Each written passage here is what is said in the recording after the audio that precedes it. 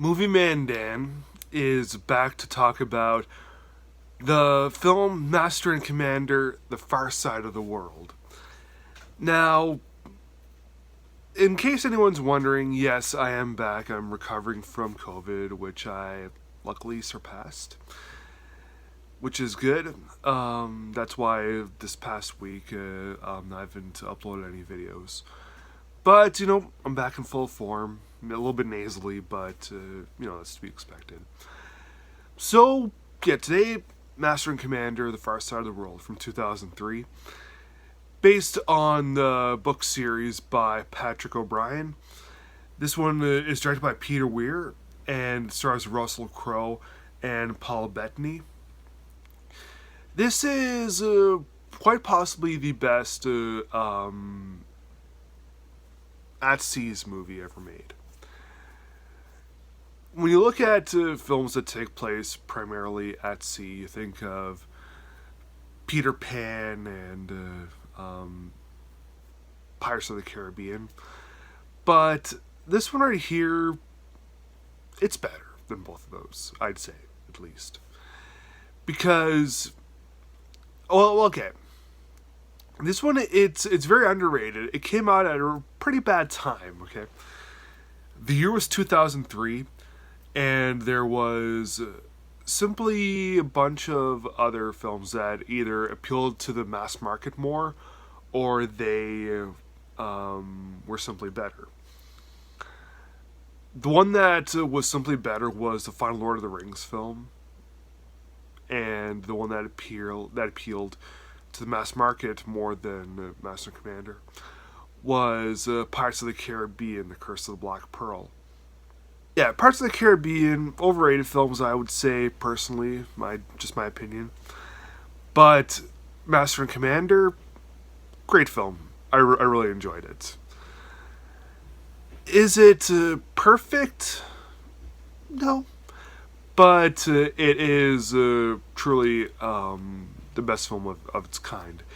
It deals with the Napoleonic Wars and it deals with Captain Jack Aubrey, who's played by Russell Crowe, and he is the captain of the British ship, the Surprise, which has about not quite 200 bodies on it. And during the Napoleonic Wars, the ship, the Surprise, represents England, and the mission is to capture the Acheron, which is the French ship, and eventually his pride goes to his head, and it becomes almost like Captain Ahab of the ship, trying to destroy the Acheron. And the surgeon on the ship, the doctor, is played by Paul Bettany, is the more rational one of the group, and we get to know a bunch of the people on the ship, and they go through a bunch of different extraordinary circumstances, like bad weather and drought and